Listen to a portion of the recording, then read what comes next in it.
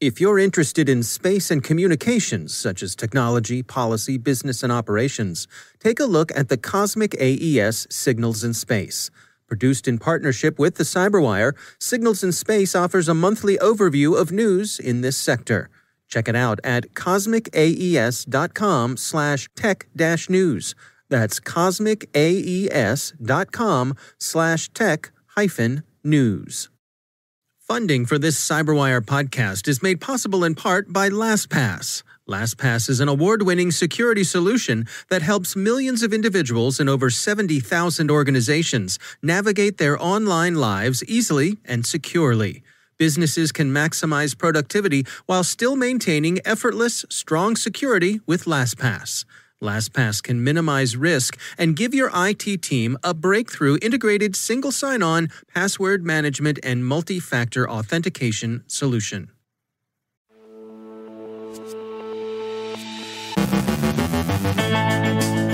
Attacks on maritime shipping organizations raise concerns about global supply chains. Someone's pushing spyware through firmware. Someone else is messing with the heads of Trickbot's masters. A new ransomware, Egregor, shows again that a ransomware attack amounts to a data breach. Huawei may be losing ground in Europe. Mike Benjamin from Lumen on DDoS ransoms. Scott Algeier from IT-ISAC looks back on 20 years of information sharing. And criminals give their fingerprints to police virtually.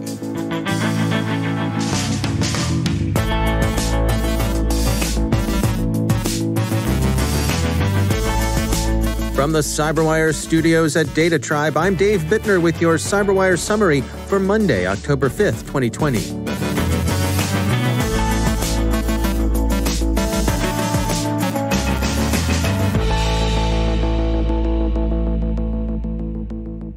Shipping company CMA-CGN continues to work through the Ragnar Locker ransomware attack that hit its business systems a week ago, G-Captain reports. While CMA-CGN has in public statements said that it continues to move cargo and that it's working to restore the affected IT systems to resume fully normal operations, the shipper's recovery is still apparently far from complete.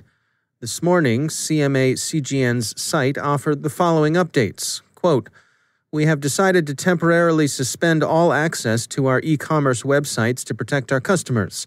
All communications to and from the CMA-CGM group are secure, including emails, transmitted files, and electronic data interchange. Maritime and port activities are fully operational. We are providing alternative and temporary processes for your bookings and are committed to processing them as quickly as possible." End quote. Some in the industry, notably in Australia, have complained of hack-related bottlenecks, particularly where administrative downtime affects scheduling. In severity and potential impact, the incident is being compared by Bloomberg and others to Maersk's 2017 NotPetya infestation. Bloomberg also takes note of Thursday's disclosure by the International Maritime Organization that its own systems had been disrupted as marking a new phase of maritime trade's vulnerability to hacking. The IMO and CMA-CGN attacks are probably unrelated, the timing coincidental, and neither affects safety of navigation. But they are being taken as a warning of how global trade and the supply chains that depend on it, so much of which is seaborne, have become susceptible to disruption. Kaspersky researchers report, according to Wired, that spyware leaked from the now defunct and controversial when active Lawful Intercept Shop hacking team has turned up in malware being run by Chinese-speaking threat actors. The malware they're deploying is also unusual in that it alters its target's unified extensible firmware interface. Installation in the UEFI renders this attack harder to detect and eradicate than more conventional malware. The malware currently in circulation is said to be based on Vector EDK, whose code was obtained from hacking team in 2015 by Phineas Fisher and leaked online, along with a great deal of other company information. Vector EDK has since been repurposed to drop spyware Kaspersky calls Mosaic Regressor as its payload in targeted machines.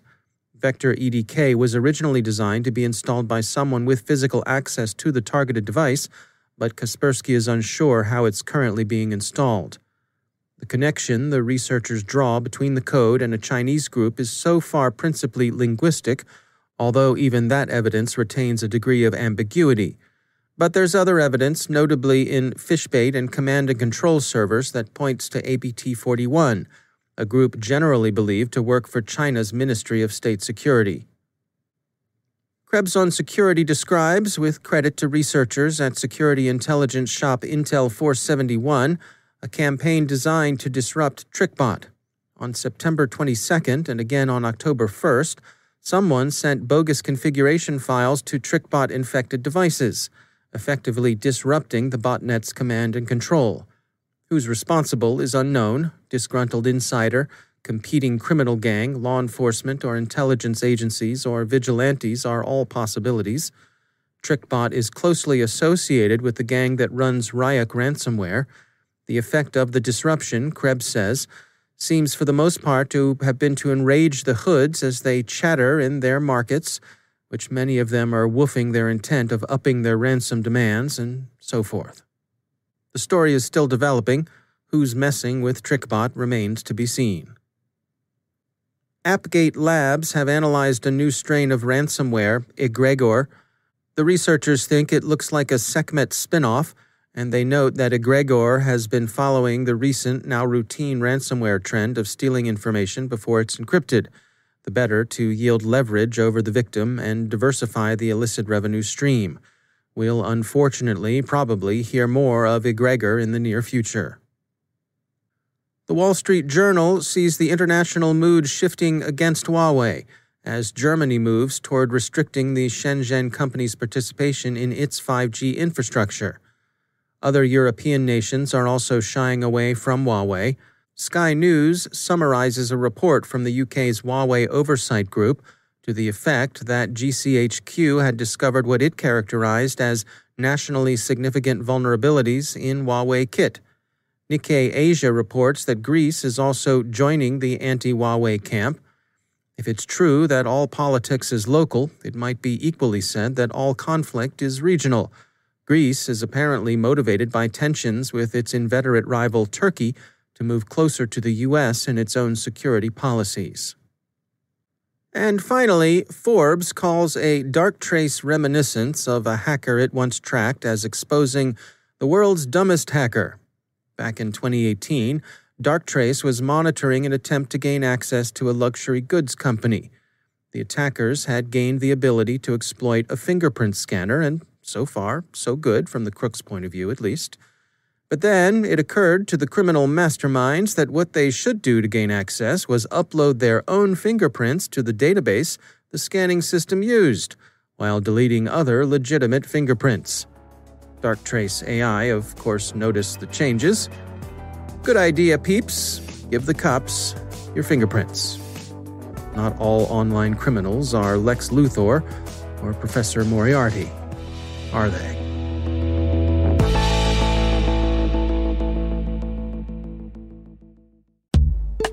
It's time to take a moment to tell you about our sponsor, Recorded Future. If you haven't already done so, take a look at Recorded Future's Cyber Daily. We look at it. The CyberWire staff subscribes and consults it daily. The web is rich with indicators and warnings, but it's nearly impossible to collect them by eyeballing the internet yourself, no matter how many analysts you might have on staff, and we're betting that however many you haven't got enough. Recorded Future does the hard work for you by automatically collecting and organizing the entire web to identify new vulnerabilities and emerging threat indicators. Sign up for the Cyber Daily email to get the top trending technical indicators crossing the web.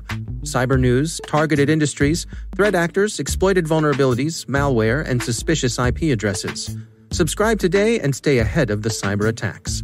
Go to recordedfuture.com/cyberwire to subscribe for free threat intelligence updates from Recorded Future. And we thank Recorded Future for sponsoring our show.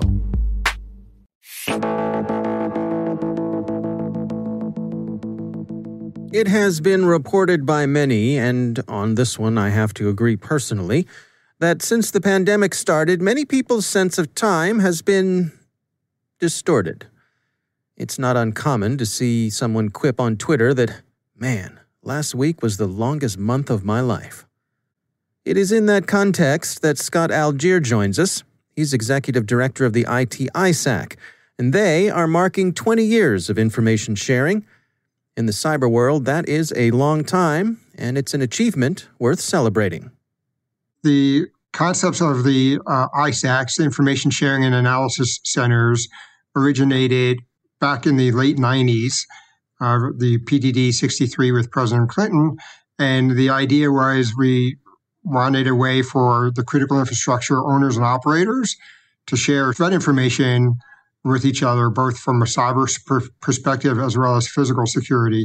And the whole concept back then was that the critical infrastructures are owned and operated by the private sector, but there's a national security component to securing them as well. It's important for the government from a national security perspective that they be secured.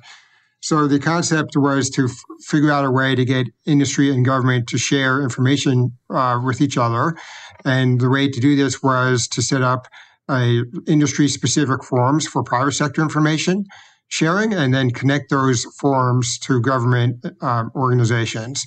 And since then, the information sharing community has grown. Back in 2000, there were 2 or 3 information sharing organizations, and now there are some 26 organizations that belong just to the National Council of ISACs. And there are probably dozens of more information sharing organizations throughout the country that are operating independently and on their own. Where do you suppose we're headed? What's the future of ISACs? Well, I think with the future of the ISACs is a couple of things. Number one is we need to continue to help make sense of the information we're providing to the members, right? So I think the ISACs will continue to focus on information sharing, but I think we're seeing more and more of the ISACs devoting resources to the analysis component, helping members make sense of what's being shared, helping to prioritize the information. I think the other area where the ISACs are looking to enhance their capabilities is this collaboration, which also helps with the analysis, right? So one of the things we're talking about within the IT-ISAC is there's a lot of our member companies are monitoring some of the same actors, which is great. But is there a way that we can free up some resources by having some other member companies take other actors, right? So let's monitor other actors and then bring the analysis from those actors into the larger ISAC community.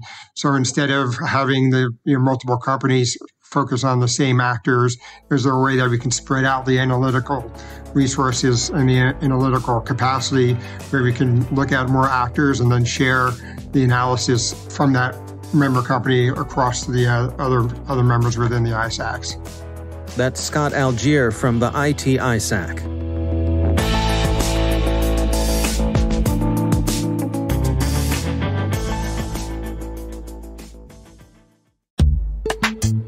And now, a word from our sponsor, Proofpoint Insider Threat Management. In a changing work landscape that increasingly relies on technology, people are the new cybersecurity perimeter. Employees, contractors, third parties, and anyone who has access to your sensitive data and critical systems can become an insider threat. And it's on the rise. Proofpoint's leading insider threat management solution, formerly Observit, empowers security teams to identify user risk, prevent data loss, and accelerate incident response so you can protect your organization from insider risk.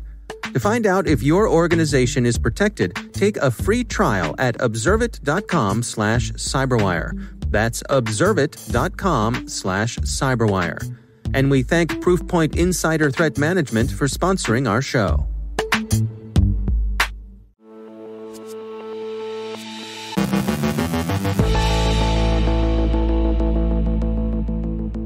And joining me once again is Mike Benjamin. He's the head of Black Lotus Labs, which used to be under the company known as CenturyLink, but Mike, there's been a name change there. Before we dig into today's topic, can you give us a quick little update there?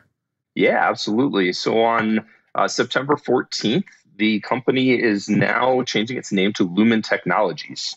And it's really an acknowledgement of all the technology we've been working so hard on for the last 10 years to help our customers with networks and compute and security, and talking a bit more about where we're going to take that technology platform to the future and to help our customers build their technology and really deal with this new world of data and analytics and robotics. It's really an exciting place to bring our technology to our customers. All right, so CenturyLink is now Lumen. Well, I hope the transition goes well. Our topic for today is DDoS ransoms. Now, that's an interesting combination of a couple of things there. What can you tell us about that? Yeah, so I think everybody is familiar with ransomware. And, general concept is they take away your files and then demand money to get it back. So in the DDoS ransom space, the threat is they're going to take away your internet connection. Now, in some cases, they will knock it offline for a couple minutes as a warning shot to prove that you should pay the ransom. And other times, it's no more than just an email saying, pay us some money, and then we'll do it. And so it varies in sophistication, but the general premise is we're going to knock you off the internet if you don't give us some amount of money. And what sort of ransom notes are they sending out here? How menacing are they being? So this has been going on for a number of years, and they vary in level of sophistication.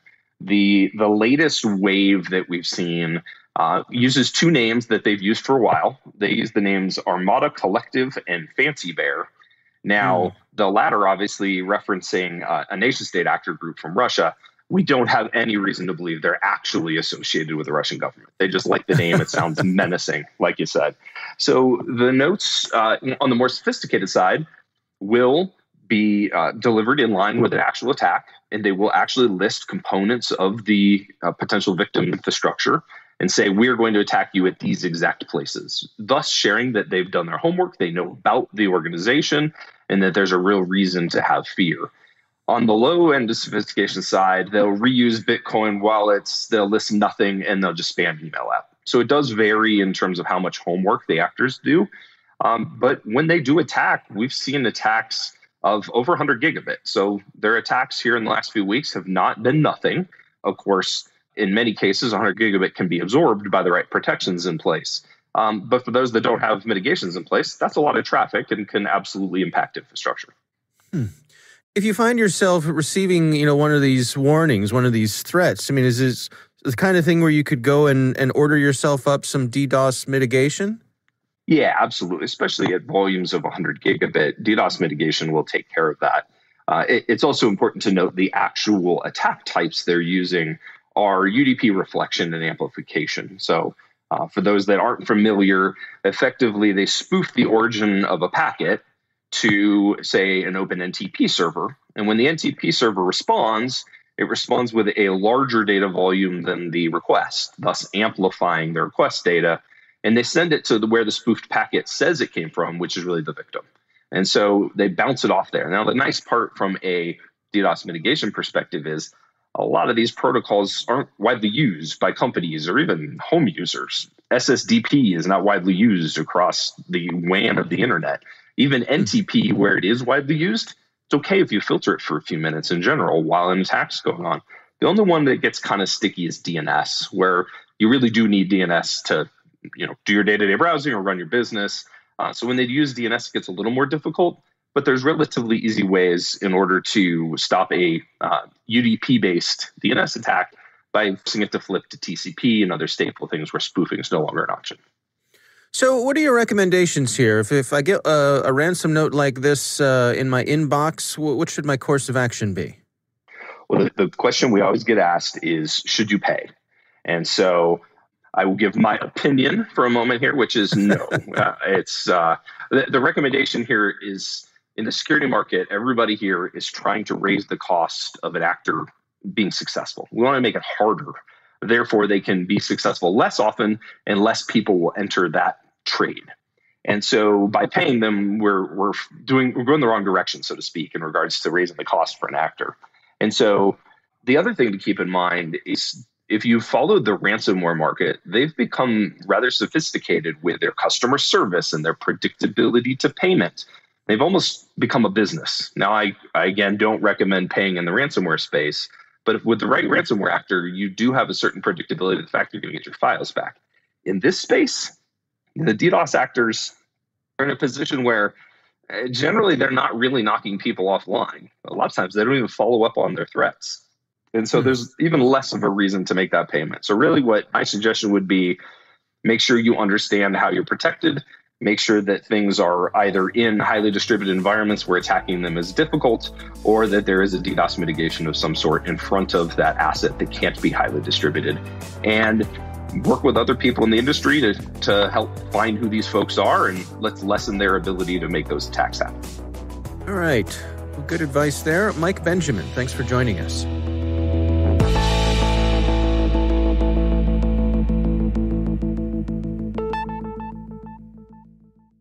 Thanks to all of our sponsors for making the CyberWire possible, especially our supporting sponsor, Proofpoint's Observit, the leading people-centric insider threat management solution. Learn more at observit.com.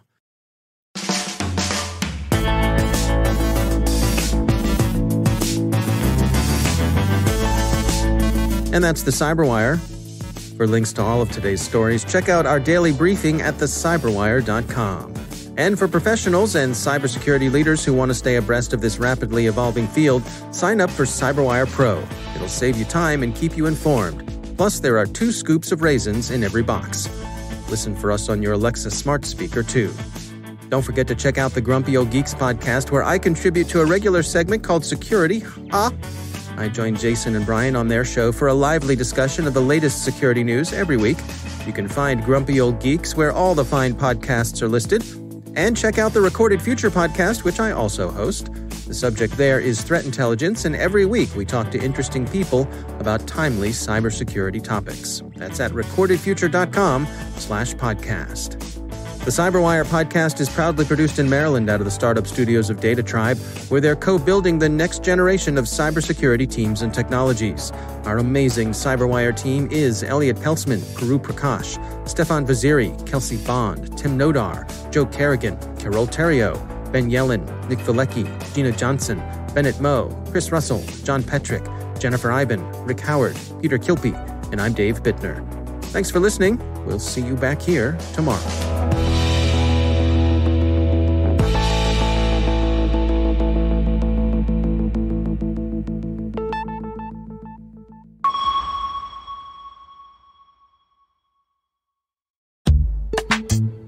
And now, a word from our sponsor, Verizon. Mitigate the risks and realize the benefits of digital transformation with the help of Verizon, a leader in cybersecurity managed and professional services for nearly 2 decades.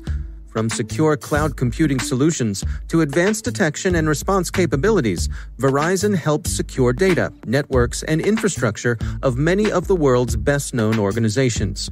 Their annual Data Breach Investigations report is considered the gold standard of cybercrime research. And Verizon's leadership in network, wireless, and IoT connectivity makes it uniquely capable of protecting the ever-expanding attack surface. Let Verizon help you optimize your defenses and achieve the maximum return on your security investments.